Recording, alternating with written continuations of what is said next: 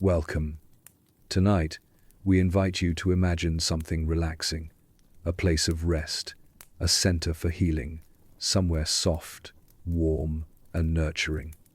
Now forget all of that. You've just been admitted to a medieval plague hospital. Congratulations.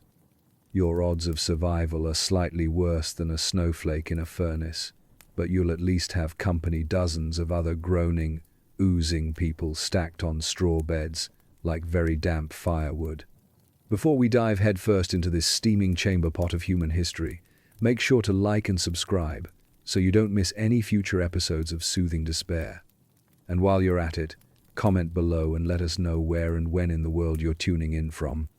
We're especially curious if you're listening from a cozy bed, a long train ride, or perhaps your own personal leper ward. Now, close your eyes, take a deep breath, hopefully not near an open wound, and prepare yourself, because you're not getting out of this one. It starts with a cough, a little one, at first. The sort that would normally pass unnoticed, especially in a world where people drink questionable water, sleep in damp haylofts, and inhale the hearty bouquet of dung-scented air from dawn till dusk. But this cough doesn't leave. It lingers, then it spreads. It curls around your ribs and brings with it a hot, crawling sensation in your skin, as though your blood has decided it no longer wishes to circulate politely and is instead trying to escape. You try to ignore it. But the villagers notice. And in the Middle Ages, being noticed for medical reasons is never good. One morning you wake up and your neck feels like someone stuffed marbles into your glands. Your temperature is high enough to cook a modest omelette. And now the coughing has been joined by chills and a growing suspicion that your body is actively turning against you. You try to convince yourself it's just a fever. Maybe something from the bread. Didn't that last loaf have a strange green corner? But denial only works until the neighbors start crossing themselves when you walk by. Soon, you are quarantined. Not formally, because there are no forms. Just informally, socially. Doors close. Children are called inside. Someone throws a small loaf of bread near your hovel without making eye contact. You are now a pariah with a free pastry. It is around this time that a decision is made. Not by you. You don't really get to make decisions anymore. A man, perhaps the local priest, perhaps someone who owns a cart, approaches your home wearing an expression somewhere between duty and fear. He tells you it's time. Time to go somewhere safe, which is a polite euphemism for a building filled with other people who are also very likely going to die soon. They load you into a cart. You're not strong enough to protest, nor would you want to. You've begun to realize that your own bedding smells suspiciously like mildew and regret. The cart ride is bumpy, the road less a path and more of a series of connected potholes.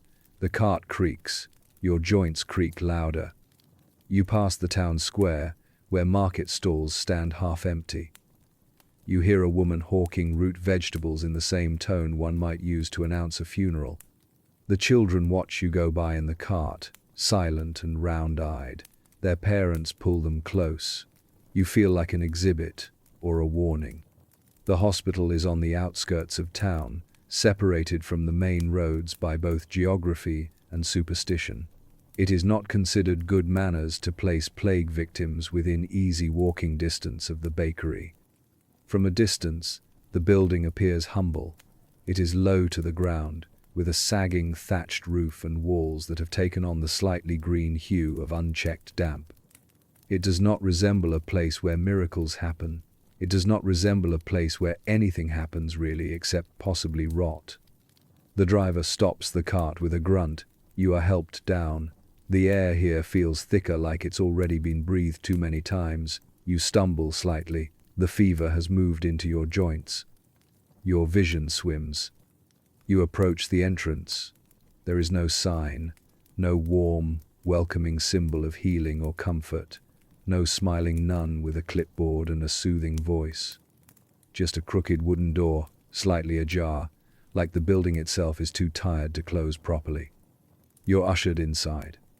The moment you cross the threshold, The smell hits you. It's not a single scent, but a full-blown olfactory assault. Sweat, mostly, but also sourness, old food, unwashed bodies, urine, and something else, something meatier. Something that makes your stomach tighten and your lungs want to evacuate.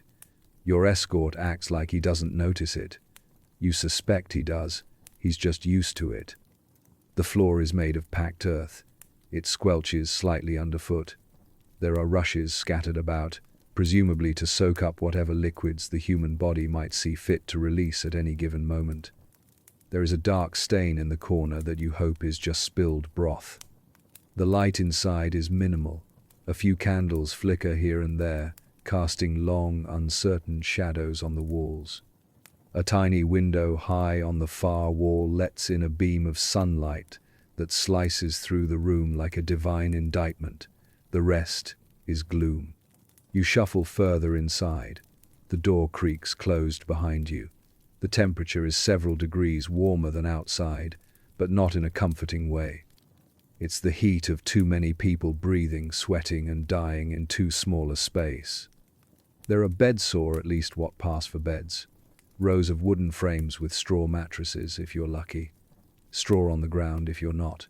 Some have thin woolen blankets, others do not. All are occupied. The patients make no effort to look up. They are past curiosity. Their eyes are sunken, their limbs limp. Many are murmuring prayers, pleas, apologies to no one in particular. Some are moaning. One is laughing, which somehow feels worse. A figure in brown robes approaches. A monk, presumably. He has a balding head and a face that looks permanently creased from squinting at misfortune. He carries a wooden bucket and a cloth. He says nothing. He presses the cloth to your forehead, then to your wrist. He smells vaguely of onions and despair. Hot, he mutters to himself.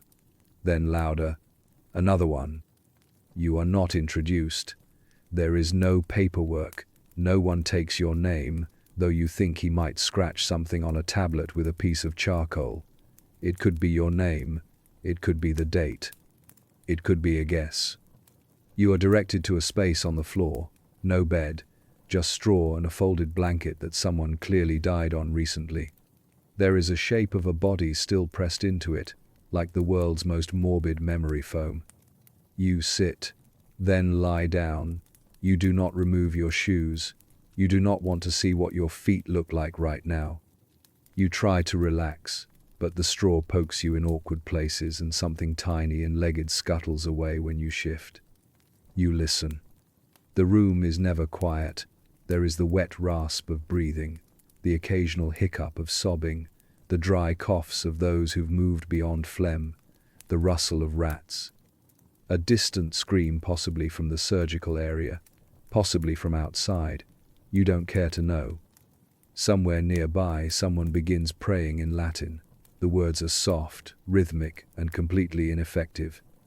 After a while, a cup of something warm is brought to you. It might be broth, it might be tea, it might be yesterday's chamber pot. You drink it anyway. It burns on the way down, which could be a good sign or a very bad one. As the candlelight flickers across the ceiling, you begin to realize the gravity of your situation. You are not here to get better. You are here to be contained, to die somewhere convenient, somewhere out of sight. This is not a hospital. It is a waiting room for the grave. You do not remember falling asleep. That would have required comfort, peace, or at the very least the absence of continuous groaning. But time passes.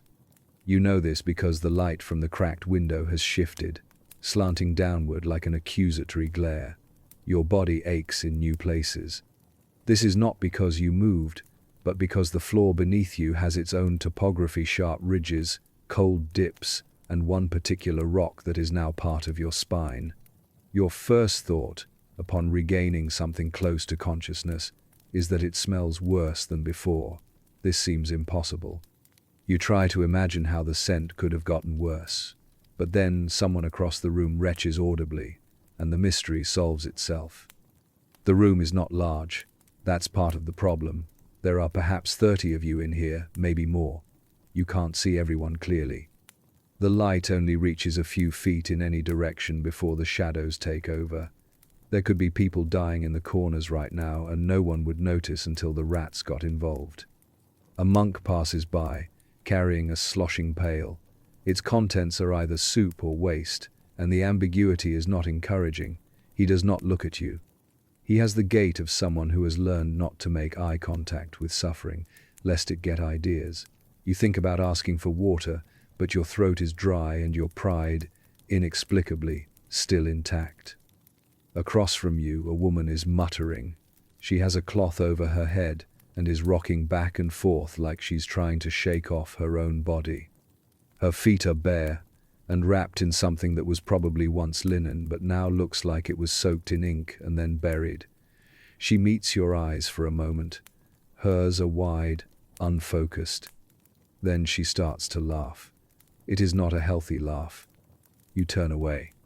Further down, a man in armor lies flat on his back, or what's left of armor anyway. It's been stripped of anything useful, greaves gone, chestplate open. His boots have holes. His beard is patchy and wet with something dark. His hand moves, slowly, like he's trying to recall the sensation of swordplay. No one is paying him any attention. It's unclear if he's a war hero or someone who simply died wearing borrowed gear. The room is divided not by illness or severity, but by proximity to the wall. Those fortunate enough to claim space near a wall have something to lean against, and in some cases, a small shelf with personal items, rosary beads, a wooden cross, a pouch of herbs. You are not near the wall. You are in the middle, the spillover section, the patch of earth claimed by those who arrived too late or too poor to deserve timber behind their backs. There are no partitions, no curtains. The idea of privacy is laughable. The monks move through the rows like specters, occasionally adjusting a bandage, administering a spoonful of something medicinal or at least liquid. The care is minimal, but it is consistent. They seem not to notice the smells or the sights or the sounds. You suspect they've long since detached their minds from the work of their hands. A bell rings faintly outside, and a few of the sicker patients make the sign of the cross. You try to follow suit, but your arms feel heavy, your skin hot.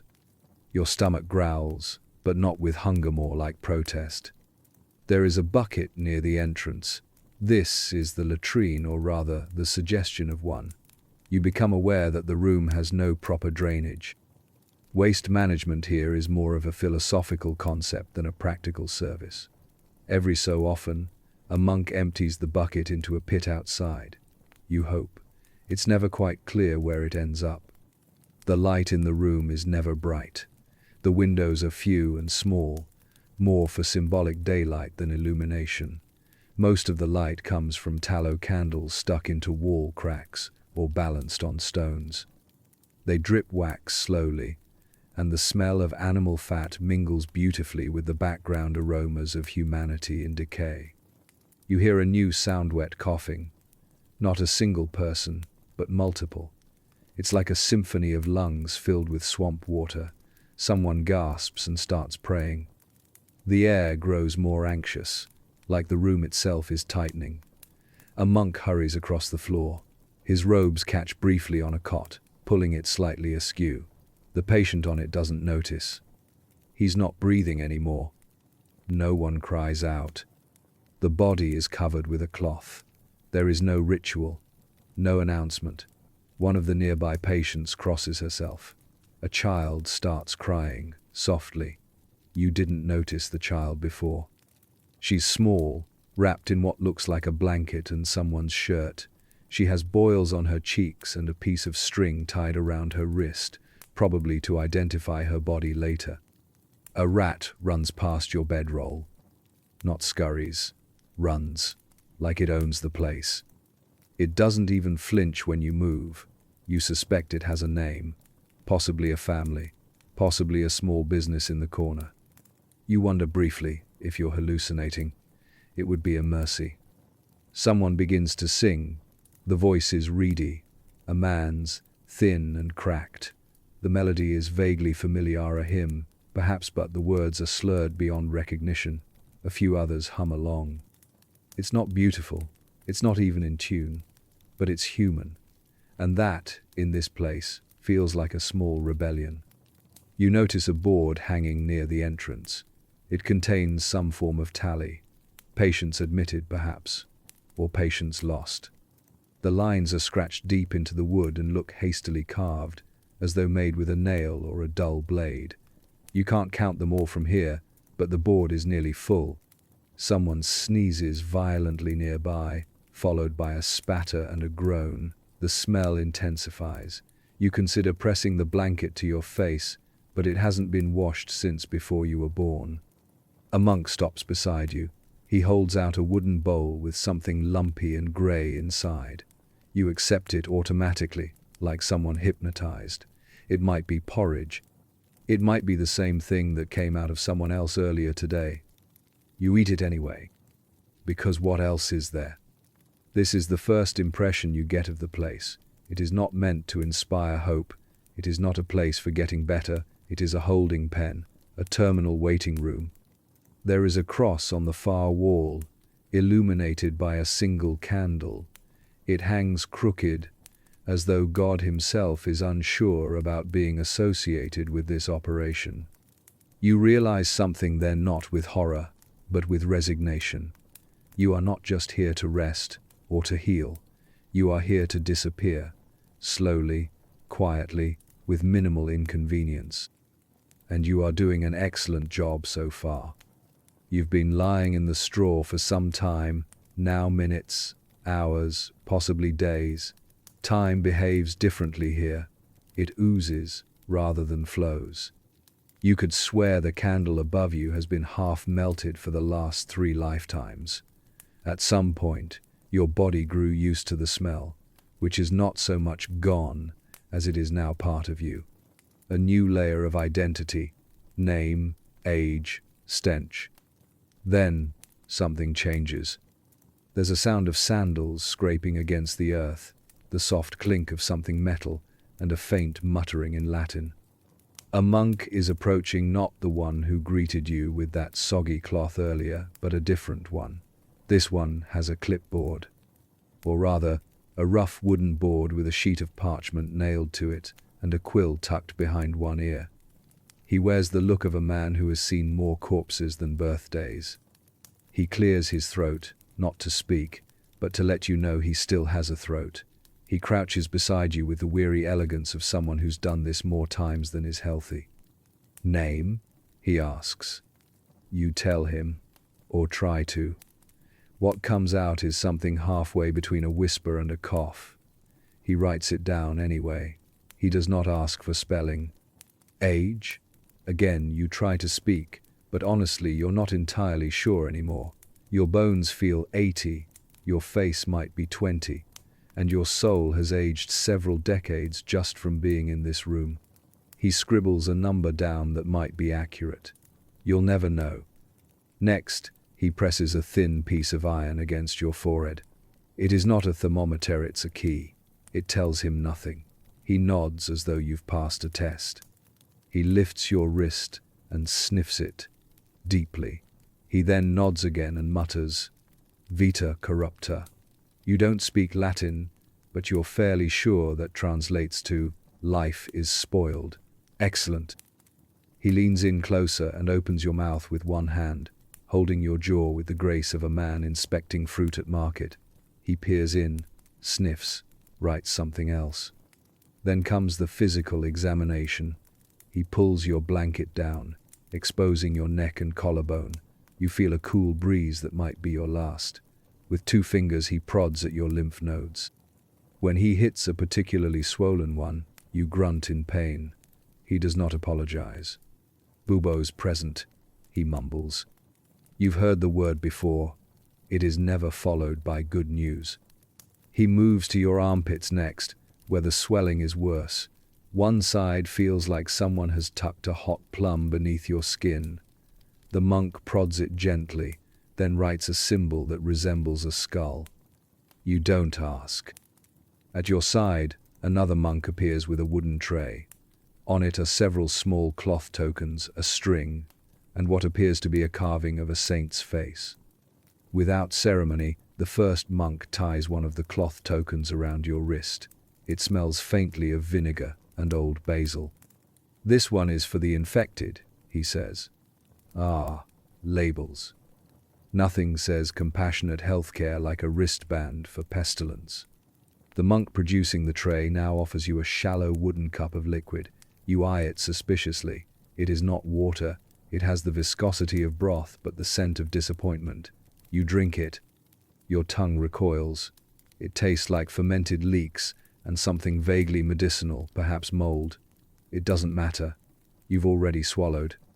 The paperwork, such as it is, concludes with a brief chant. The older monk says a few words over you in Latin.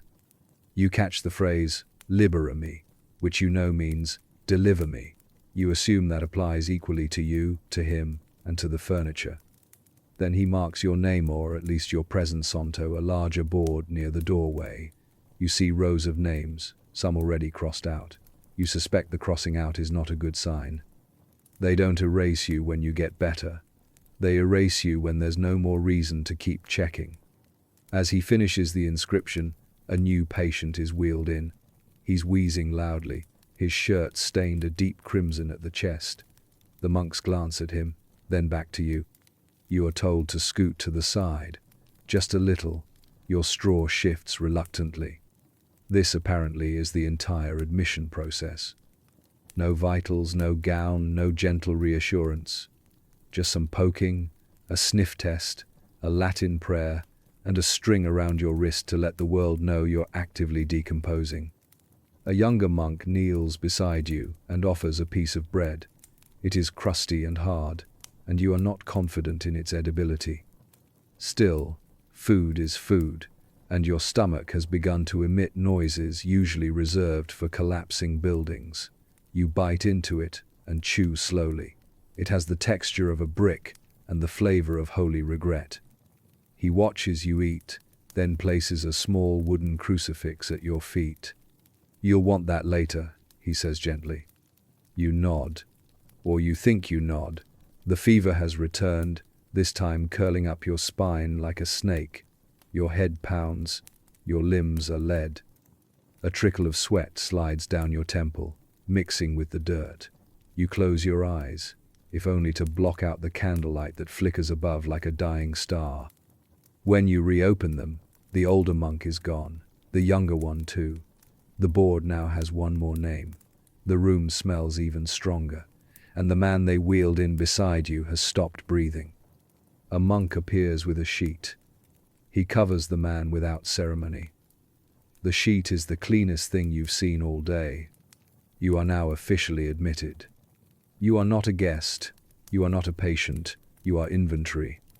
You've been lying in the straw for some time, now minutes, hours, possibly days. Time behaves differently here. It oozes rather than flows.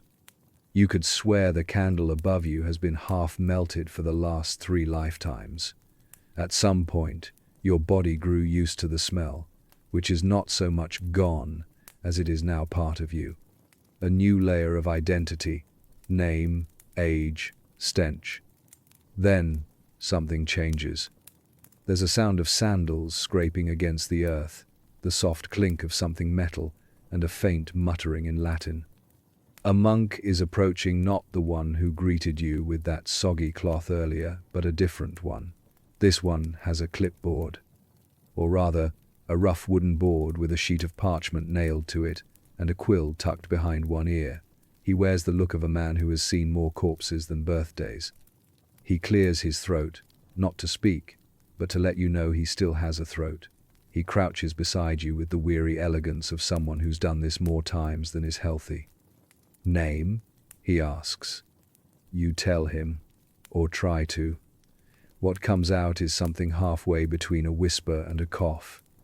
He writes it down anyway. He does not ask for spelling. "Age?" Again, you try to speak, but honestly you're not entirely sure anymore. Your bones feel 80, your face might be 20, and your soul has aged several decades just from being in this room. He scribbles a number down that might be accurate. You'll never know. Next, he presses a thin piece of iron against your forehead. It is not a thermometer, it's a key. It tells him nothing. He nods as though you've passed a test. He lifts your wrist and sniffs it deeply. He then nods again and mutters, "Vita corrupta." You don't speak Latin, but you're fairly sure that translates to "life is spoiled." Excellent. He leans in closer and opens your mouth with one hand, holding your jaw with the grace of a man inspecting fruit at market. He peers in, sniffs, writes something else. Then comes the physical examination. He pulls your blanket down, exposing your neck and collarbone. You feel a cool breeze that might be your last. With 2 fingers, he prods at your lymph nodes. When he hits a particularly swollen one, you grunt in pain. He does not apologize. "Bubo's present," he mumbles. You've heard the word before. It is never followed by good news. He moves to your armpits next, where the swelling is worse. One side feels like someone has tucked a hot plum beneath your skin. The monk prods it gently, then writes a symbol that resembles a skull. You don't ask. At your side, another monk appears with a wooden tray. On it are several small cloth tokens, a string, and what appears to be a carving of a saint's face. Without ceremony, the first monk ties one of the cloth tokens around your wrist. It smells faintly of vinegar and old basil. "This one is for the infected," he says. Ah, labels. Nothing says compassionate healthcare like a wristband for pestilence. The monk producing the tray now offers you a shallow wooden cup of liquid. You eye it suspiciously. It is not water. It has the viscosity of broth but the scent of disappointment. You drink it. Your tongue recoils. It tastes like fermented leeks and something vaguely medicinal, perhaps mold. It doesn't matter. You've already swallowed. The paperwork, such as it is, concludes with a brief chant. The older monk says a few words over you in Latin. You catch the phrase, "libera me," which you know means, "deliver me." You assume that applies equally to you, to him, and to the furniture. Then he marks your name, or at least your presence, onto a larger board near the doorway. You see rows of names, some already crossed out. You suspect the crossing out is not a good sign. They don't erase you when you get better. They erase you when there's no more reason to keep checking. As he finishes the inscription, a new patient is wheeled in. He's wheezing loudly, his shirt stained a deep crimson at the chest. The monks glance at him, then back to you. You are told to scoot to the side. Just a little, your straw shifts reluctantly. This apparently is the entire admission process. No vitals, no gown, no gentle reassurance. Just some poking, a sniff test, a Latin prayer, and a string around your wrist to let the world know you're actively decomposing. A younger monk kneels beside you and offers a piece of bread. It is crusty and hard, and you are not confident in its edibility. Still, food is food, and your stomach has begun to emit noises usually reserved for collapsing buildings. You bite into it and chew slowly. It has the texture of a brick and the flavor of holy regret. He watches you eat, then places a small wooden crucifix at your feet. "You'll want that later," he says gently. You nod, or you think you nod. The fever has returned, this time curling up your spine like a snake. Your head pounds, your limbs are lead. A trickle of sweat slides down your temple, mixing with the dirt. You close your eyes, if only to block out the candlelight that flickers above like a dying star. When you reopen them, the older monk is gone, the younger one too. The board now has one more name. The room smells even stronger, and the man they wheeled in beside you has stopped breathing. A monk appears with a sheet. He covers the man without ceremony. The sheet is the cleanest thing you've seen all day. You are now officially admitted. You are not a guest. You are not a patient. You are inventory. By now, you have accepted that this place is not concerned with comfort, that it's not here to heal, that it is, in the most clinical sense, a pen for the diseased attended not so much by doctors, but by weary souls in robes, armed with pious optimism and a questionable grasp of biology. You accepted it. What you did not expect was the variety of things they will do to your body in the name of medicine. It begins, predictably, with bleeding. You've just been woken from a fever nap, not a restful sleep, but the kind of dreamless void where time melts and nothing is real except heat and wet cloth. A monk crouches beside you, holding a small bowl and a curved blade. You're informed that you are about to undergo a minor procedure. This sounds clinical until you remember there are no clean tools, no gloves, and no anesthesia. The monk explains with all the enthusiasm of someone describing the weather that your blood is too hot and must be balanced. They believe in humors here. 4 of them to be exact: blood, phlegm, black bile, and yellow bile. Illness is not caused by germs, viruses, or bacteria, but by an imbalance in these vital juices. And right now your juices are apparently revolting. You extend your arm because you are too weak to argue.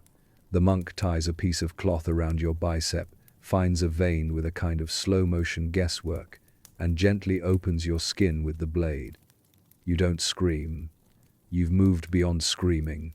The blood runs into the bowl. You watch it go, part of you wondering how much you actually need. When he finishes, he pats your hand with something that might be a compliment. Then he presses a wad of old cloth to the wound and ties it off with a string. "Balanced," he mutters. The bowl is taken away, presumably to be used for the next unfortunate soul. There is no sterilization. The only cleansing agent they believe in is prayer. You lie back. You feel lighter, which you suspect is not a good sign. Later, they bring you a mixture to drink. You ask what it is. No one answers. It smells like vinegar and rotten onions. You drink it anyway. You have started to do many things anyway. The mixture burns your throat. For a moment you see stars. One of them might be Saint Sebastian. As your head clears, a friar comes by with a tray of herbs. Not a neatly labeled apothecary-style tray, but a wooden plank piled with loose foliage, twigs, crushed garlic, and what might be part of a hedgehog. He selects a clump of something green and moist and presses it into your armpit. "For the swelling," he says. You do not ask which herb it is. You doubt he knows. The leaf smells like it died a week ago and only recently remembered. You try to sit up, but your head swims. Another monk arrives and pulls open your blanket. He lifts your shirt. He is looking for buboes, which is the polite medieval term for giant pus-filled lumps that announce your impending doom.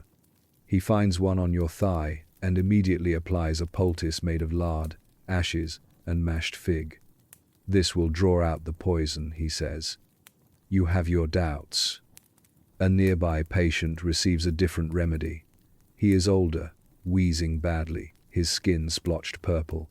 They wrap his chest in wool soaked in wine and chicken fat. The monk explains that this is a treatment to dry the humors and purge the disease. The patient nods slowly, not because he understands, but because it's the only gesture left.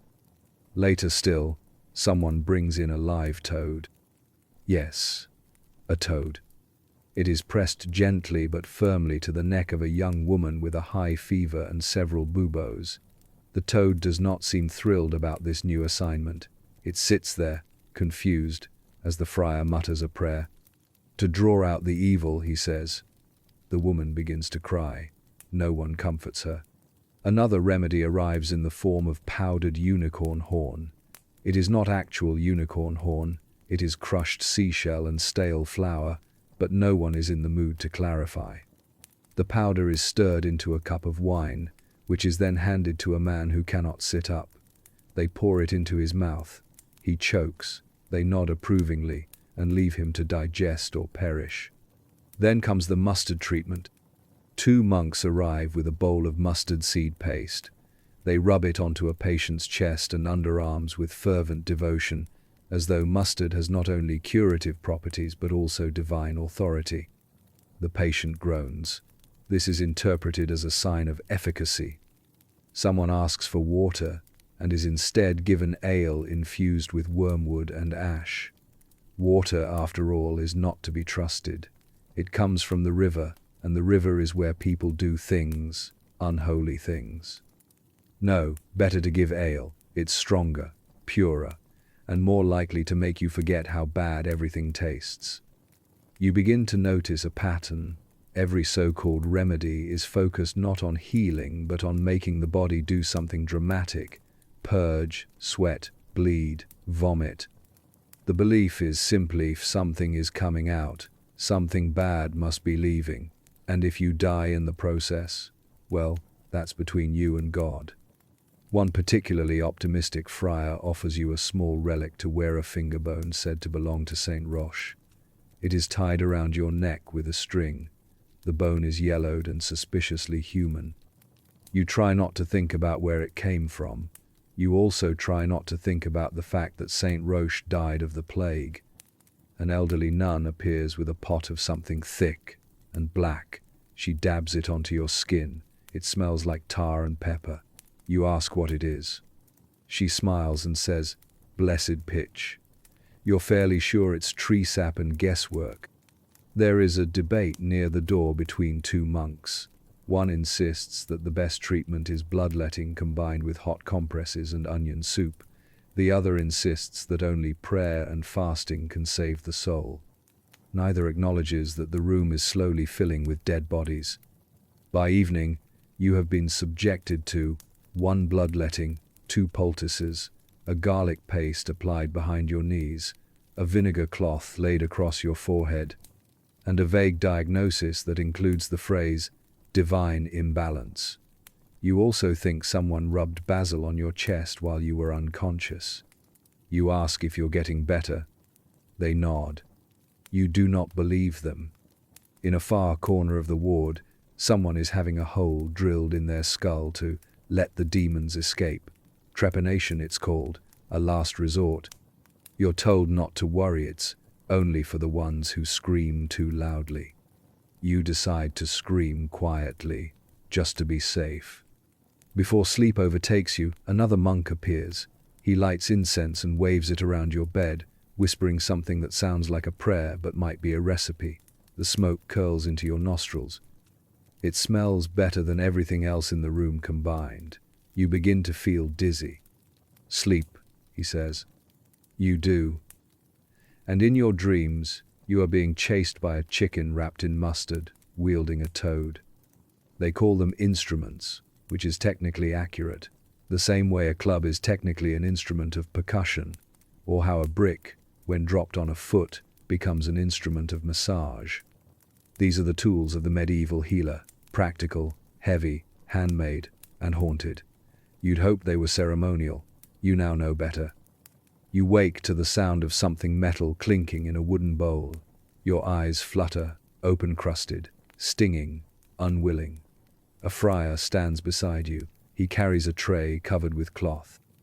You don't ask what's beneath it. You're about to find out. The first item he reveals is a blade. It is curved, small, and very slightly rusty. It has clearly seen frequent use, but not soap. This is the phlegm, used for bloodletting. Its size and sharpness are meant to suggest precision. But in practice, it's simply designed to open a vein in the quickest, most durable way possible. You recognize it. It was used on you yesterday. The sight still weeps slowly into the cloth tied around your elbow. Beside the phlegm is a set of cupping glasses, small, bulbous containers made of thick, uneven glass, their edges slightly browned from fire. They are heated and then placed on the skin to draw blood to the surface. Sometimes the skin is pierced first, sometimes not. The choice seems to depend on the whim of the practitioner or whether he skipped lunch. Next to them is something worse, the cautery iron. It looks like a branding tool. It is, in fact, a branding tool. Heated in a brazier until red hot, it's applied directly to infected flesh under the theory that intense heat can purge bad humors or seal bleeding vessels. You're told it's used only when necessary. Judging by the blackened remains on its tip, necessity happens often. You try to sit up. You think better of it. Your stomach is not ready for this display. Another monk appears, this one carrying a box. Inside are leeches, dozens of them, fat and wriggling, swimming in a sludge that is probably pond water and leftover sins. The box is brought to a patient with a swollen leg. The leeches are applied. They begin to feed, fattening visibly before your eyes. The monk watches without expression. The patient winces, but says nothing. In theory, the leeches help drain excess blood and remove bad energy. In practice, they are nature's least enthusiastic surgical interns. You spot a row of probing tools, long, narrow pieces of iron with flattened heads, like the kind of thing one might use to poke jam from the bottom of a jar. These are used to inspect wounds. They do not resemble anything sterile. They resemble things found in the bottom of a field after a battle. Nearby, hanging from a hook, is a trepanation driller hand-cranked device not unlike a carpenter's auger. It is used to drill into the skull to relieve pressure or release demonic influences. This is not rumor. You watch them use it on a man 2 beds over. He hasn't moved since.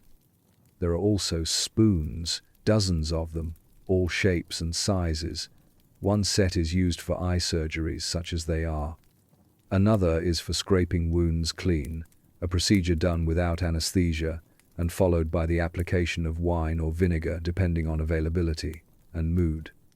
The forceps are less frightening until you see them in action, used to extract splinters, teeth, and other items no longer welcome in the body.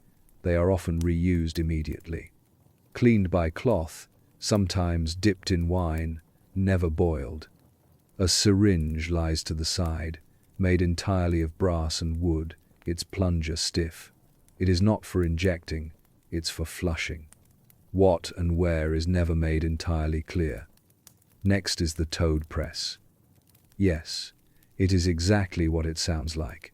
A small wooden clamp used to squeeze a toad gently over a wound, under the belief that its natural slime has curative properties. The monks do not laugh when they explain this. You suspect they've forgotten how. One of the tools looks suspiciously like a dinner knife, and not a good one. Its blade is chipped, its handle scorched. It is used to remove boils. It is not particularly good at it. There is also the surgical hook, a long, curved iron hook, used to lift, tear, or hold back flesh. Its edge is dulled from use. Its handle is slick from handling. The friar holds it up to the light like a man admiring a well-loved gardening implement. Then, finally, there is the herbal kit. It consists of dried plants tied with string, several clay pots of unidentifiable ointments, and a spoon with a crack down its center. There is mint. There is something that smells like garlic and feet. There are little wax-wrapped bundles labeled with symbols. When asked what they are, the friar shrugs and says, "The good ones." You do not press for more information. All of this is carried on trays, tucked into boxes, or slung from belts like a warrior's arsenal. These are the tools of healing. These are the devices meant to delay your death, or at the very least, make it look as though someone tried. A monk approaches you with the phlegm again. Your blood, it seems, has grown too bold. You don't protest. You barely feel it anymore. As he works, you glance at the nearby table, where they keep the surgical implements when not in use. They lie there in a jumbled pile, metal clinking against bone-handled grips, stained cloth beneath. Some still carry flecks of dried something, some shine with grease. All are ready for the next body. There is no soap, no scrubbing. The idea of infection is still theoretical. They speak of corruption, of tainted air and moral decay, but never of bacteria. These tools are not instruments of precision. They are symbols of effort, tokens of hope, or perhaps simply gestures to make the dying feel slightly less alone. A friar returns the cautery iron to the fire. It rests on glowing coals. You hear it hiss. You close your eyes, not because you're tired, but because if you look too long at these things, they start to look back. The rooster crows at dawn, or something that once resembled a rooster, now more of a damp-feathered husk with a death rattle. You don't know where it lives, but it announces each sunrise with a wheezing scream, like it resents still being alive. Fitting, really. It marks the beginning of the daily routine. Or more accurately, the daily ritual. For routine implies structure. This is closer to an orchestrated experiment in medieval improvisation. The monks begin to move shortly after the rooster. Their footsteps shuffle over the dirt floor, and one of them rings a handbell. Not to wake anyone in particular, no one here sleeps well, but to signify that consciousness is now mandatory. Your eyes creak open. You've sweat through your tunic. Again. The first treatment of the day is a general inspection. It involves a robed friar wandering from body to body with a ladle and a stick. The ladle contains vinegar. The stick is used to poke. You don't know if it's for examining wounds or checking for signs of death, possibly both. He reaches your palate and pokes your side. Still warm, he mutters. He ladles a splash of vinegar onto your blanket. It soaks through and does nothing productive, unless your body is now a salad. Shortly after comes the early bleeding. Not all patients are chosen, only the lucky ones. This morning, you are chosen. Again. A novice monk unties your bandage, exposes the same arm they opened yesterday, and applies the phlegm. You flinch less this time. Either you've grown numb, or you've simply run out of fresh reactions. The blood spills into a wooden bowl that's been used many times before. You watch it swirl, sluggish and dark. He seems pleased. "You're full of corruption," he says, nodding as though complimenting your wardrobe. Once the bleeding is over, a warm compress is applied. The cloth smells faintly of rosemary and strongly of mildew. You close your eyes and pretend it helps. Next is the cleansing round. 2 monks carry a bucket between them. Inside is a mix of warm water, vinegar, and what might be sage or mold, depending on who's identifying. They take rags, dip them in, and begin wiping down the most visibly afflicted. Faces, armpits, chests, buboes. You receive a perfunctory dab to your neck and underarm. It stings. They say this is a good sign. The used rags are placed back in the bucket. The bucket is never changed. After cleansing comes poultice hour. This is when the monks distribute strange-smelling pastes to be applied to any visible swelling. The pastes vary. Some are mustard-based. Others contain lard, mashed herbs, and what you're fairly sure is dried urine. One of the older friars is particularly fond of a poultice made from ground-up earthworms. "Warming to the humours," he says, as he smears it across a young man's chest. You are given a mixture of garlic, ash, and crushed barley. It is packed gently into your armpit, then wrapped with linen that seems to have already visited several other armpits. The logic is unclear. During this time, the smell in the room intensifies to something resembling a medieval stew gone wrong. Garlic, pus, sweat, and incense, all bubbling together in the pot of human misery. Then comes oral treatment. This is a generous term. One by one, patients are given something to drink. Sometimes it's a mixture of wine and crushed herbs. Sometimes it's goat's milk infused with mint. Sometimes it's ale with a dash of vinegar and dried rose petals. Today, you are handed a cup of liquid that smells like boiled feet and tastes worse. You are told it contains dried hyssop and blessed water. You suspect it also contains mouse hair. The worst part is that it's lukewarm, which seems to amplify the horror. By mid-morning, those patients who are still semi-conscious are led in rotation to the smoke corner, a little nook where dried herbs are burned in a clay pot to chase the demons. You are told to breathe deeply. The herbs crackle and release an eye-watering haze of sage, rosemary, bay leaves, and what might be powdered bone. You cough violently. The monk nods. "It's working," he says. After the smoke session, there is a brief moment of calm. The monks retreat to chant a litany at the altar. A nun moves quietly through the room, whispering prayers and placing wooden crosses near the heads of the recently deceased. 2 bodies have been covered already. No one speaks of them. Their spots will be reassigned by nightfall. Then comes ointments and oils. A wooden cart is wheeled through the ward, creaking ominously. On it, pots of salves, each with its own smell and associated superstition. There is a myrrh and vinegar rub for the chest, a honey and thyme smear for boils, and a thick, dark resin used to seal the humors in places too far gone for healing. You are given the myrrh mixture and told it will soothe the spirit. It does not. It makes your skin itch and attracts flies. Lunchtime follows, though. Lunch is again a term with ambitions far beyond its reach. Each patient receives a bowl of pottage, usually made from lentils, water, and hope. Today's bowl contains something grainy and grey, floating in thin broth. It's not warm. It might have been yesterday's dinner, possibly last week's. You eat it anyway because hunger overrides dignity. After lunch, there is a period known as quiet reflection. This is not optional. It simply refers to the time when the monks leave to pray, and you are left to either do the same or contemplate your buboes in peace.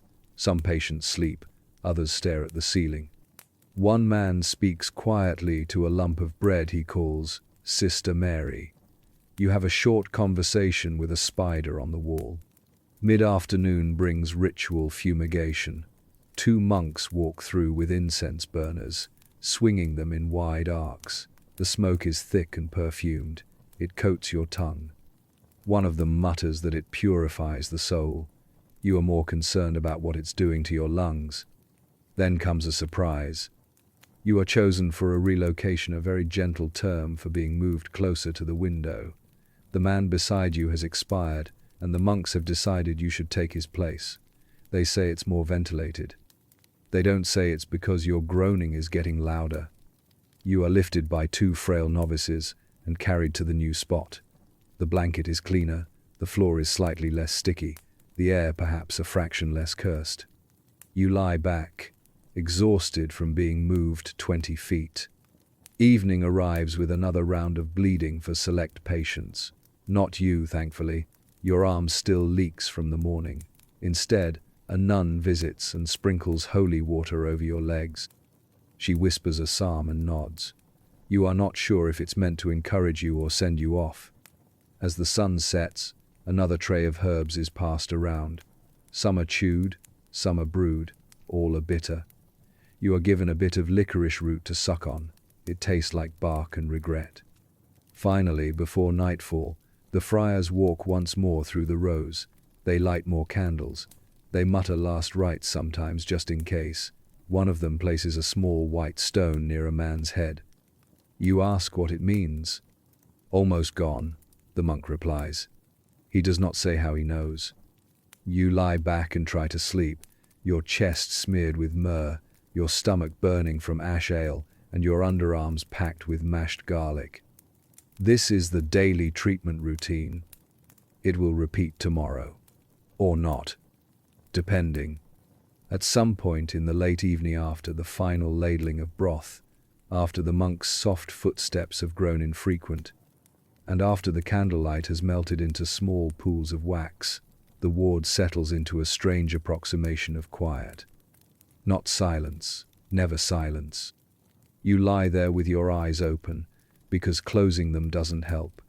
The heat from your own body has turned your blanket into a slow-cooking oven of sweat, infection, and misery. Your head pulses with every heartbeat. You've developed a new cough, wet, deep, and personal. It echoes oddly in the dim space. Sleep is not coming. Across from you, someone is whispering prayers. Not loudly, just enough that they're audible. Repeated lines of Latin that loop again and again. It's unclear if they're praying for themselves or for someone who's already gone. It might not matter. The dead are still very much part of the room. You shift slightly. The straw beneath you rustles like a sack of paper and twigs.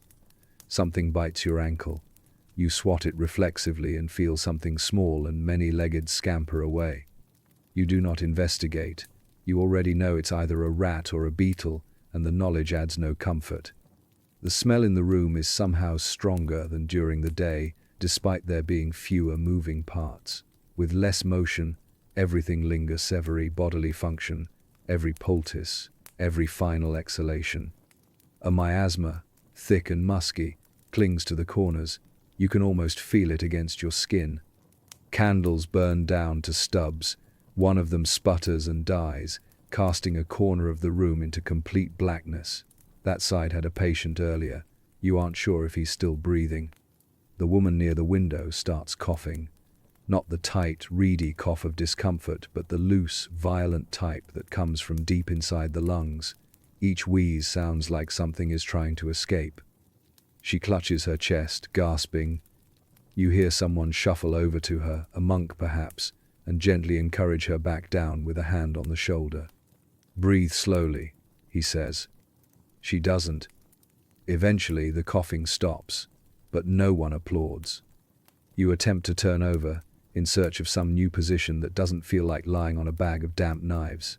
There isn't one. Every joint aches. Your stomach lurches. Your chest burns. You become aware that your fingers are tingling and that the skin under your jaw has swollen again.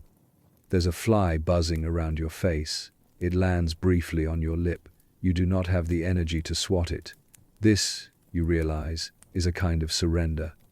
Somewhere behind you, a man begins to laugh. Not a joyful laugh, not even a mad one, more like a dry chuckle that's been wedged in the back of his throat all day and finally decided to make a break for it. It trails off into a wheeze. You hear a nun's soft voice, then nothing. You wonder, briefly, if you're asleep. But no, this is simply the next layer of being awake, where the hallucinations feel real and the real things feel distant. You blink several times and try to remember where you are. The answer returns slowly. Still here. Still in the plague ward. Still dying, inconveniently slowly. The moonlight seeps through the high windows in thin streaks, highlighting dust and something else, something that skitters. A rat emerges from under the bed across from you. It moves with confidence. Not fearfully, like a regular. It pauses, licks something from the floor, then vanishes into the shadows behind a stack of rags. Another patient begins murmuring. It sounds like a confession. Something about debts unpaid, promises broken, someone named Elspeth. No one responds.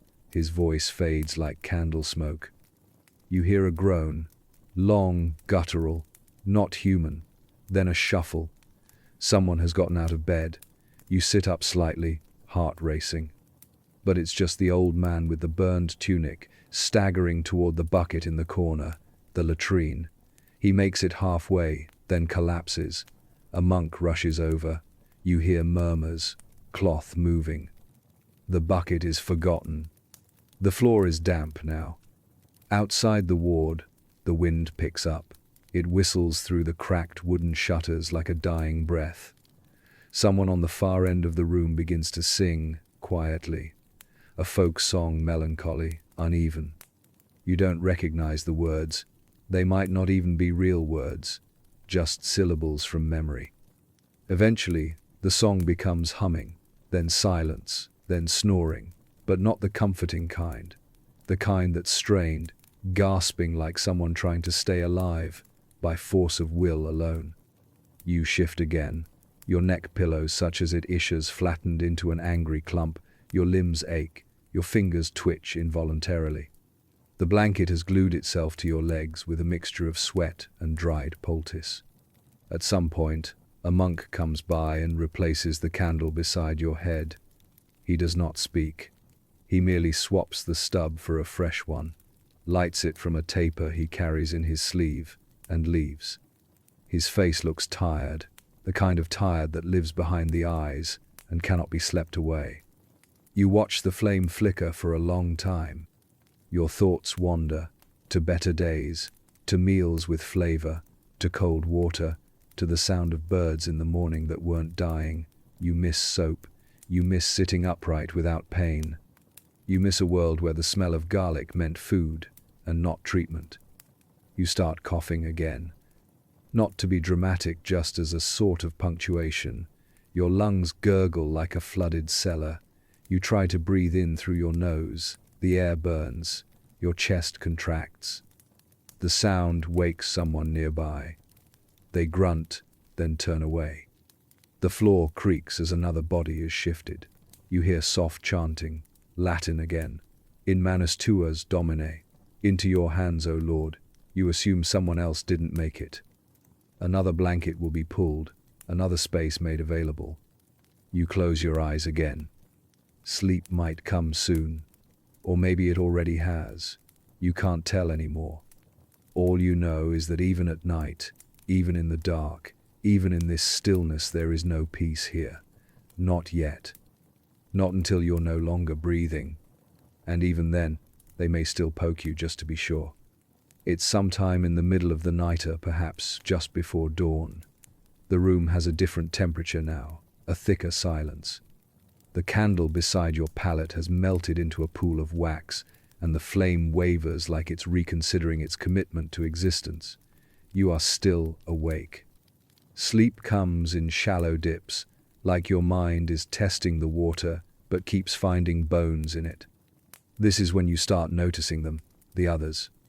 Not that they've been invisible. You've heard them, smelled them, shared air, illness, and the occasional rat with them. But now, in this half-lit hour when monks are napping in corners and the chanting has subsided, they become more real, more human, or what's left of human. To your left lies the baker.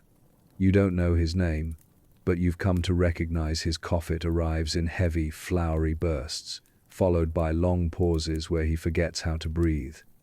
His hands are thick and cracked, still dusted with scars from a life spent near ovens. His feet are wrapped in linen and crusted with blood. When he isn't coughing, he mutters about bread, ratios, yeast. It's unclear whether he's dreaming or simply reliving his last coherent thoughts. You envy him a little. At least his final hours are flavored with the ghost of something warm and familiar. To your right is a child. Small, no older than 7, wrapped in a threadbare woolen shawl. No family appears to be near. No one speaks to her. Occasionally, a nun touches her head, checks her temperature, whispers something. But otherwise, she's a silent fixture, eyes half closed, cheeks flushed, mouth slightly open. She wheezes in soft rhythm. You hear her whimper sometimes, though it might just be the air slipping from her lungs. She clutches a little wooden carving of a lamb. It's been smoothed by countless fingers. She holds it tight even in sleep, as if the lamb might bargain on her behalf when the final judgment comes. Farther across the room, there's the knight. Or at least, he claims to be a knight. You haven't heard him speak. His chainmail is patchy, rusted, and smells of old sweat and desperation. His boots are intact, which makes him royalty by local standards. His hands are scarred. One of his fingers is missing. His eyes remain closed most of the time, but every now and then he flinches like someone who has seen too much and has dreams to match. Some nights he mutters in French, some nights in Latin. You've caught fragments, battle cries, prayers, names.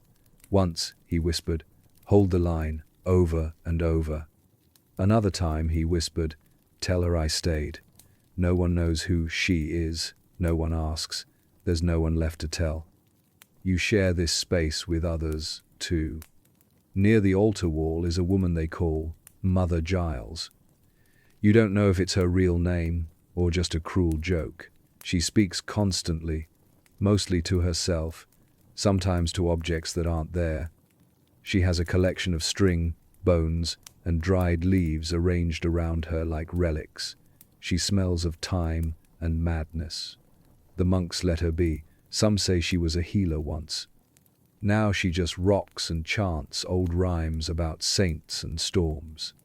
Beside the storage shelf lies a man no one tends to, not because he is forgotten, but because he is already gone. His body has cooled. The blanket over him is a courtesy. He was a mason, you think. Broad hands, now folded. His tools were taken 2 days ago, passed along to a younger man in another part of the ward who may live long enough to use them. These people, these strangers, have become your world. You know their breathing patterns, their silences, their mutterings. You've grown used to the smells of their suffering. You've mapped the coughs, the groans, the footfalls of those who are still mobile. Their presence is constant, if not comforting. And yet, you've spoken to none of them. Words here feel risky. Each one might trigger a cough, a gasp, a final exhale, so you keep your voice to yourself. Communication comes in glances, in shared grimaces, in the shuffle of shifting on straw when a body nearby goes still. Once, you caught the eye of the baker. Just for a second, he looked at you like someone trying to remember what normal people look like. Then he coughed and looked away. There's a boy near the door. 12, perhaps 13. He came in screaming, his arm broken, his face scraped from a fall. Not plague, just injury. He was placed here anyway. There was nowhere else. They said he was already touched. Whether by God or death, no one clarified. He doesn't scream anymore. Now he simply stares. His arm is set in a splint made from a spoon and a stick. It's tied with ribbon. Not for sentiment, just all they had. Each of these people is a question. What did they do before they came here? What did they believe would happen? Did they hope? Did they pray? Are they still praying? You don't know.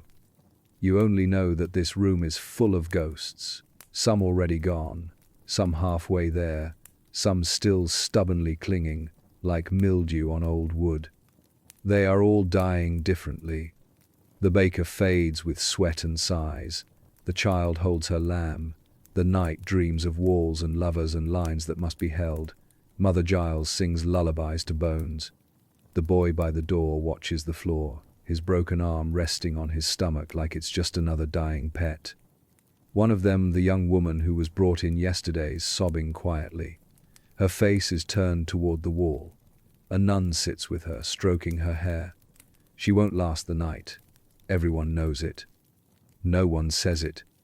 These are your neighbors now, your ward mates, your fellow passengers on a sinking ship of human rot. There's no kinship, no camaraderie, just proximity.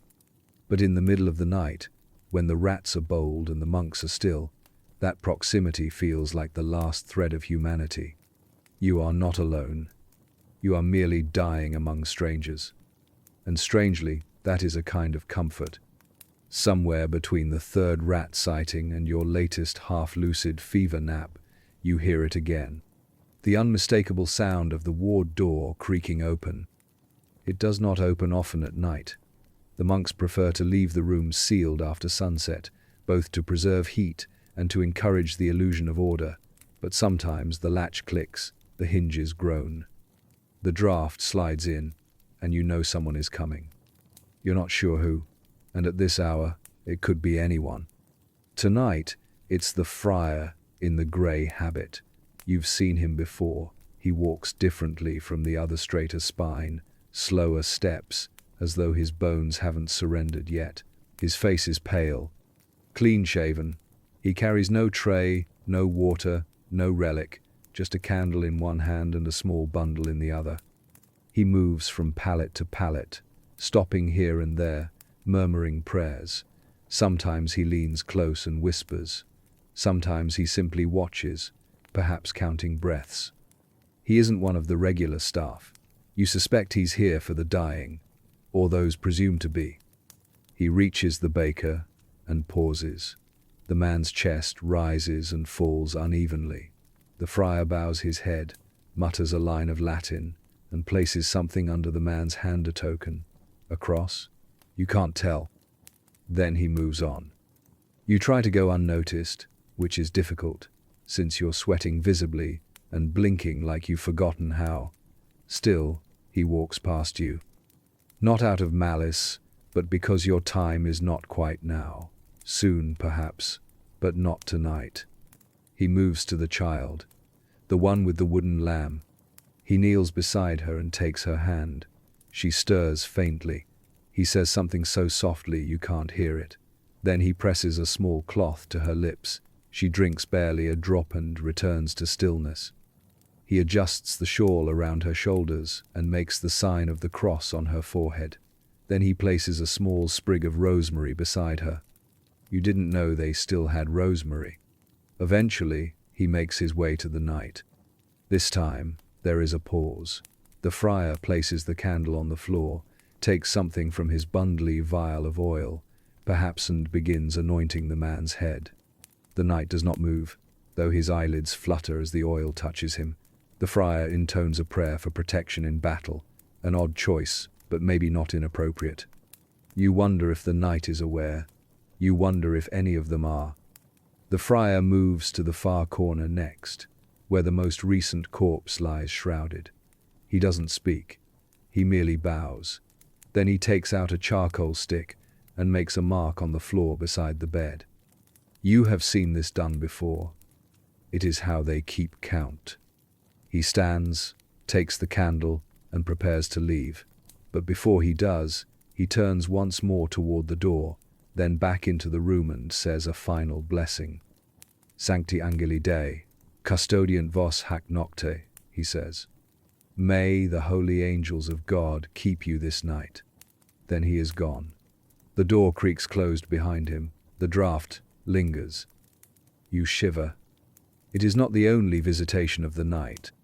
Later, much later, as the ward dips into that strange, deathly calm where time becomes unthreaded from the world, you hear another sound.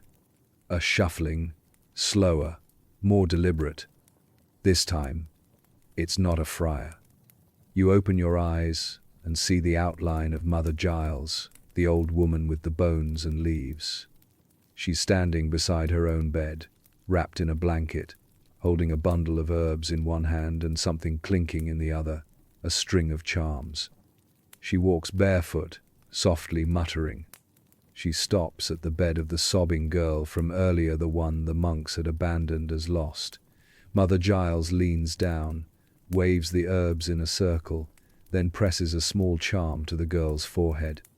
It's shaped like a shell, or perhaps a tooth. She continues, pausing beside the boy with the broken arm. She leaves something beneath his splint. You hear her whisper, "Stay closed, stay strong." Then she turns toward your side of the room. You feign sleep. Her feet shuffle closer. She stops beside your bed. You feel her presence musty and herbal, like the corner of a badly kept garden. Something drops onto your chest. You resist the urge to react. Then she speaks, quietly. Too soon for you. Then she leaves. When you finally dare to look, you find a tiny bundle wrapped in thread. Inside, a sliver of bark, a sprig of dried thyme, and a tooth. Human, probably. You say nothing. You don't even move it. It stays on your chest like a relic or a warning. The third visitation comes just before the birds. The rats. They arrive nightly, but tonight they are especially bold. Perhaps the bodies have reached a critical temperature. Perhaps the candles burned lower than usual. You hear them first under the beds, then near the corner where scraps are sometimes discarded. Tonight, they come close. One scrambles over your foot. Another climbs onto the knight's bed. He does not stir. You want to shout. You want to move, but you do neither.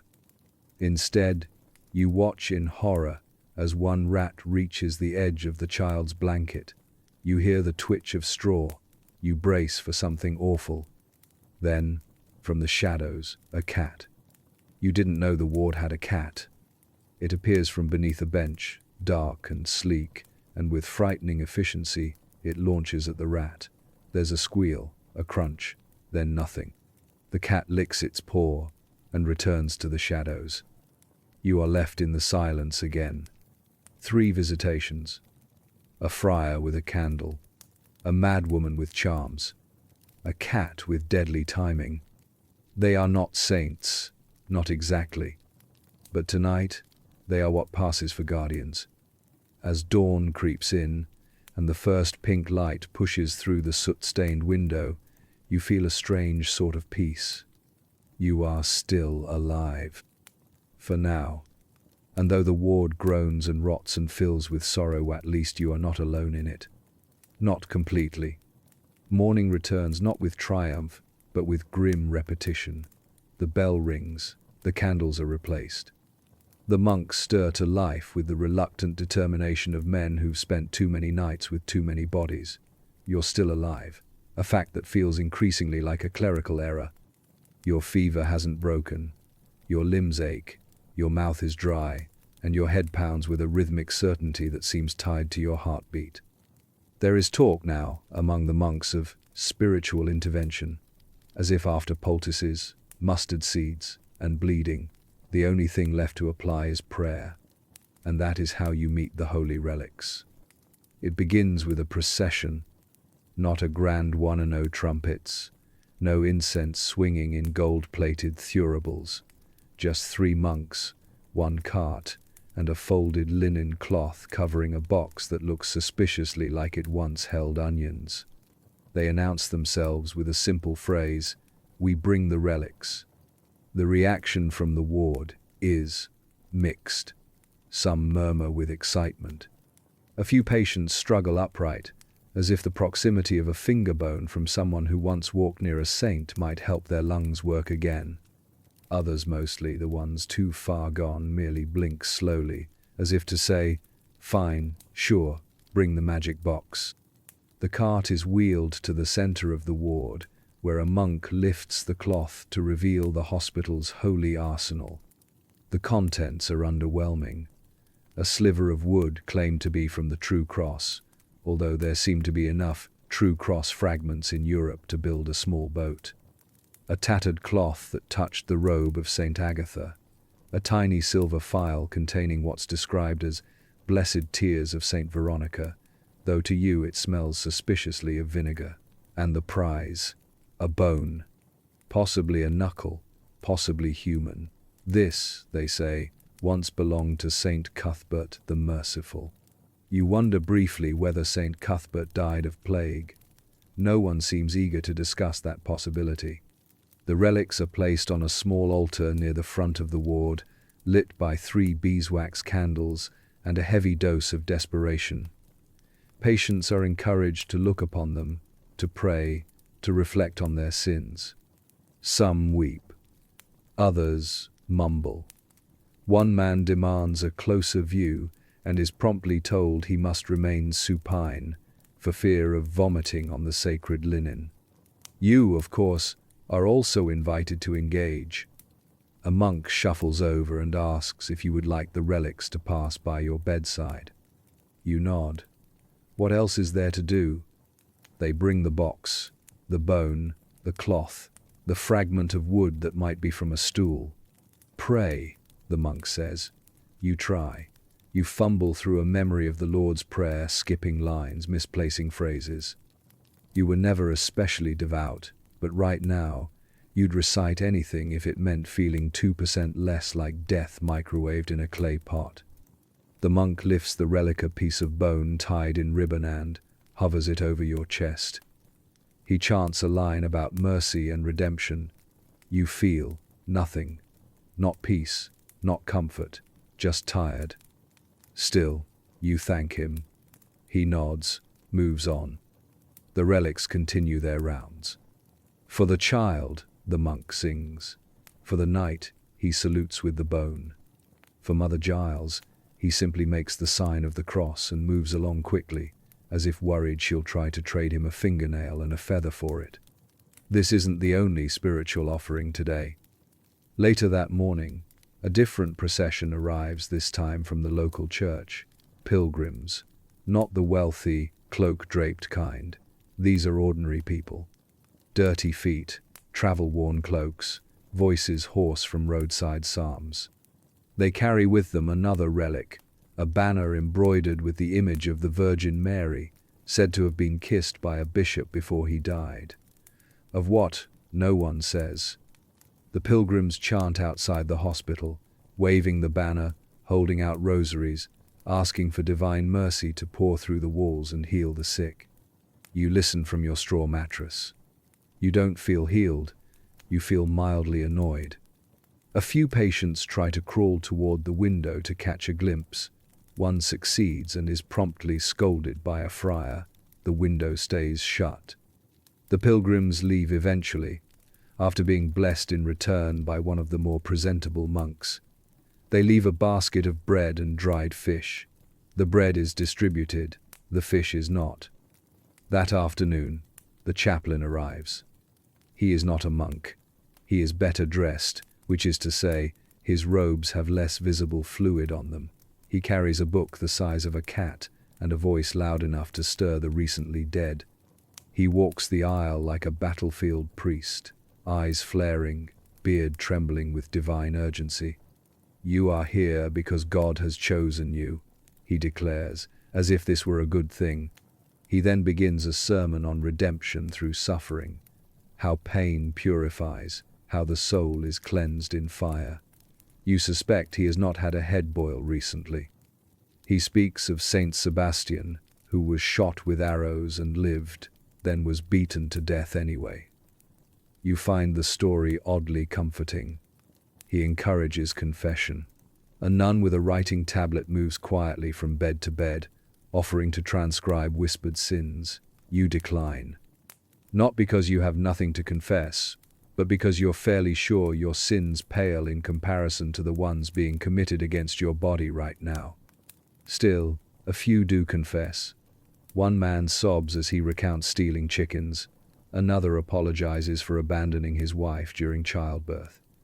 One woman simply says, "I'm sorry," over and over. The chaplain blesses them, then blesses the relics again, then blesses the building. He does not bless the rats, though they seem unbothered by this omission. Before leaving, the chaplain takes a vial of holy water and flicks it across the room. A few drops hit your face. One lands in your open mouth. It tastes faintly of tin. Afterward, the mood in the ward shifts slightly. Some look a bit lighter. Some close their eyes, holding on to the illusion of divine attention. Others look just as they did before, bloated, blotched, slowly dissolving into the straw.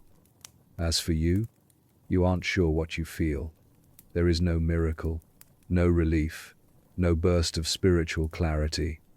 But something about the ceremony, the relics, the incense, the muttered prayers, gives you the faintest illusion that all of this, your pain, your presence, this entire putrid structure is somehow part of a larger story. That maybe, just maybe, someone is watching, even if it's only the friar with the candle, or the cat. By mid-afternoon, the air in the ward has thickened into a kind of spiritual fog. Incense has been burned, relics paraded, blessings issued with a liberal hand, and yet the smell remains. No amount of prayer can unboil a room full of the dying. You find yourself oddly grateful for the smoke. At least it competes with the ever-present aromas of sweat, garlic poultice, and slow decomposition. But with each passing hour, a new olfactory challenge emerges: boils that burst unexpectedly, bandages that should have been changed last week, and something happening in the corner that smells like it once had a name. One of the monks decides the solution is air. Not clean air, just air in general. With a grunt and a muttered "Deus vult," he unlatches the only window that hasn't been permanently fused, shut by time, wax, or divine cowardice. It creaks open, grudgingly, like it has not been opened in months, possibly years. A breeze wafts in. It does not help. The outside air carries with it the tang of latrine runoff, cabbage stew, and the vague ashiness of whatever building was burned down most recently. But more importantly, The theory behind opening the window is sound, at least by the prevailing logic of the day. The concept of miasmabad air dominates the medical understanding of the age. Illness, they believe, rides on corrupted breezes, flows from stagnant ponds, leaks from bodies, and pools in corners where the light doesn't reach. And so, they open the windows. They burn herbs. They fan the air. They do not wear masks. They do not wash their hands. But they open windows. A friar walks the room with a bundle of sage tied with a red ribbon. He waves it in lazy circles, murmuring phrases in Latin that even he admits are more tradition than magic. You cough, politely. He nods, as if confirming the purification is working. Another monk throws a basin of vinegar onto the floor. It splashes onto your palate and soaks into the straw. To refresh the room, he says, stepping over your feet. Mother Giles, the mad woman with her string and her whispers, cackles from her corner and calls them all fools. You want to fix the air? She hisses. Try holding your breath until your sins dry up. The window remains open. Later, a patient dies. Quietly, no fanfare. He simply stops breathing. The monk beside him notes the moment, marks the tally board, and places a sprig of basil on the man's chest. You didn't know they had basil either. Then comes the rumor. It begins with a monk whispering to another, then a novice overhears and tells a nun, then someone mutters it during a blessing. And finally, you hear it directly from the baker, who leans toward you and wheezes. Did you hear? Old Hob in the back corner, he drank wine, woke up speaking full sentences. A miracle, or indigestion. But either way, it spreads. Everyone is now glancing toward old Hob's cot. He's sitting upright, blinking like someone who's just remembered how light works. He's sipping from a cup, a wooden one. The monks say it was part of the Eucharist. The patients say it was wine, probably both. By the end of the hour, 3 patients have requested wine. The monks, being monks, hesitate. Wine is scarce. Wine is sacred. Wine is not usually given to the dying unless it's communioner, unless a noble is visiting and insists on dignity. But now, the demand is spiritual. They acquiesce. Sort of. A watered-down concoction of sacramental wine and vinegar is prepared. It's offered to those who can still sit up. You are given a small cup. You sip. It tastes like sour berries that fought a bar fight with dust. But for a moment, your tongue forgets how dry it was, and your head clears. A little. Across the room, someone begins shouting. You turn. It's one of the newer patients, a shepherd perhaps. Young, red-faced, missing most of one ear. He's pointing at the ceiling, hollering about an angel he sees dancing in the rafters. He says, "It's Saint Roch, come to deliver him." A few monks rush to his side. One begins reciting a prayer. Another offers a cloth to bite. The shepherd faints. They declare it a sign. Not that he's worsening. No. A sign. A divine manifestation. Proof that healing has begun. You look up. There is nothing in the rafters except soot, cobwebs, and a rat so large it could qualify for monastic service. Still, the room buzzes with cautious hope. A monk stands before the relics and proclaims that faith is working, that the tide is turning, that the Lord has heard your cries and the air is becoming less burdened. At that moment, the wind outside shifts and slams the window shut with a thunderclap. Everyone jumps.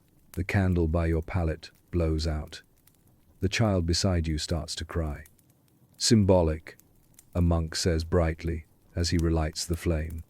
You remain unconvinced. Later in the day, another miracle occurs. A man with blackened fingers begins to move them, just slightly, just enough to twitch. A nun rushes to his side, calls over a friar. They hold his hand, press their fingers to his wrist. He is returning, they say. You watch closely. The man opens his eyes. He says one word, water. Then he dies. The optimism in the room dims slightly. Still, the idea has taken root.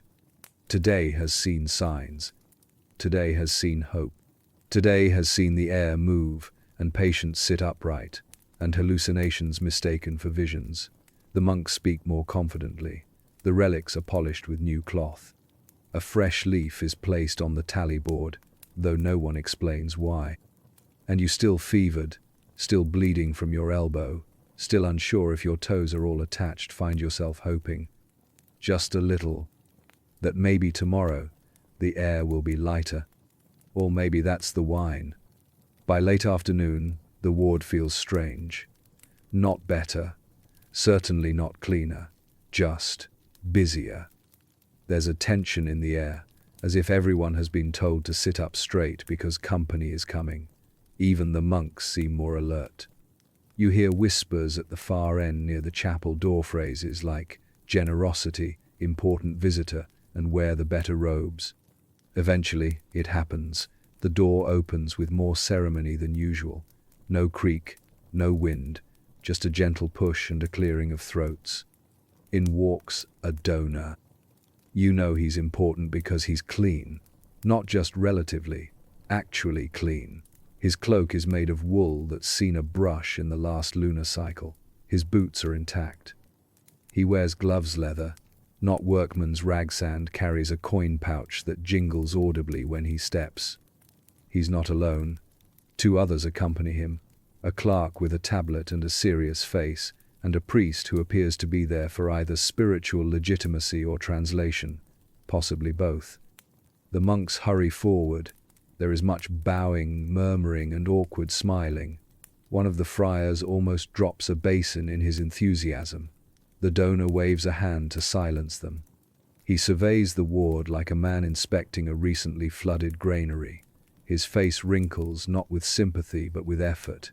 He's clearly trying not to breathe through his nose. The clerk is taking notes. About what? You're not sure. Possibly the number of beds, possibly the scent, possibly the odds of surviving more than one night on that particular patch of straw in the corner. Then the priest steps forward and begins a blessing. Loud, formal. Hands lifted, eyes raised toward a ceiling that hasn't seen divine attention since it was nailed into place. His Latin is precise, well pronounced. The patients do not understand a word, but they nod anyway, because what else do you do when a man with a gold cross and better shoes says he's praying for you? The blessing finishes. The donor claps once, politely. He turns to the monks and says something you cannot hear, but shortly after, a goat is led into the ward. Yes, a goat. It's young, white, and as surprised to be here as everyone else. It bleats softly, then poops on the floor. A generous offering, one monk announces. You assume this is meant as a future meal, not a therapy animal. Though in this ward, the difference is thin. The goat is tied near the entrance and left to consider its fate. The donor presents a small bag of coins, which are quickly whisked away into the vestry, never to be seen again. You wonder briefly if the goat would consider switching places with you. Next, the donor walks the aisle. He does not touch anyone. He does not speak. He glances. Occasionally he nods, as if approving your condition. Once, he stops beside Mother Giles and takes a visible step back. A nun offers him a posy of herbs. He accepts it, holds it under his nose, and resumes his inspection. Then something remarkable happens. He stops beside your bed.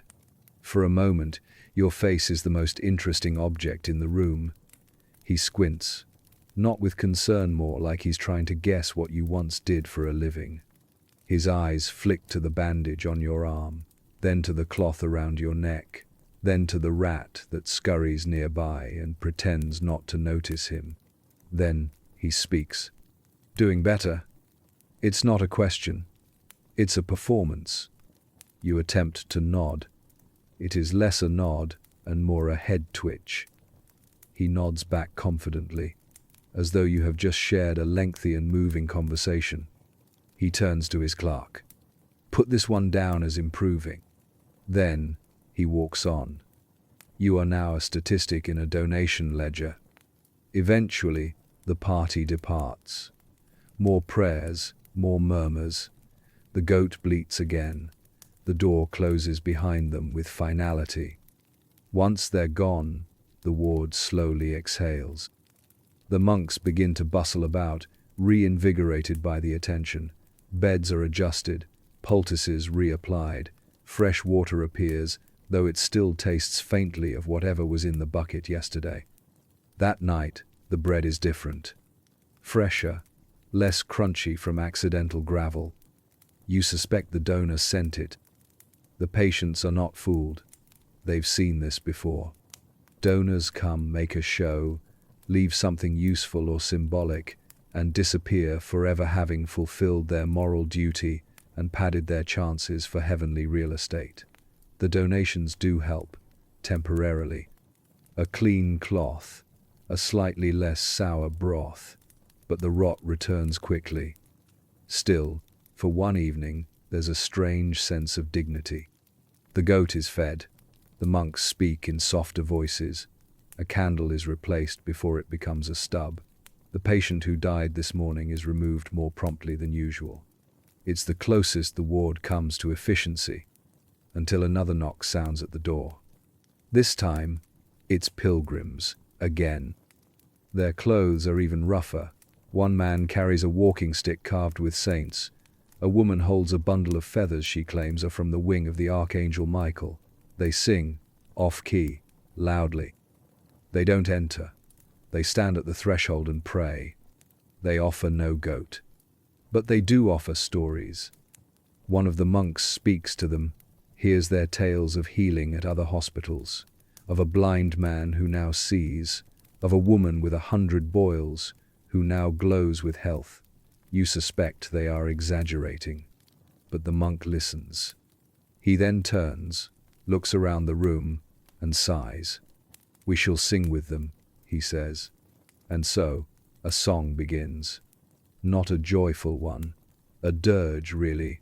Latin verses sung through sore throats and cracked lips. One patient chokes halfway through, another begins coughing blood. The pilgrims outside continue with unwavering optimism. When the song ends, the monks thank them. They leave a basket of dried herbs and a bottle of oil.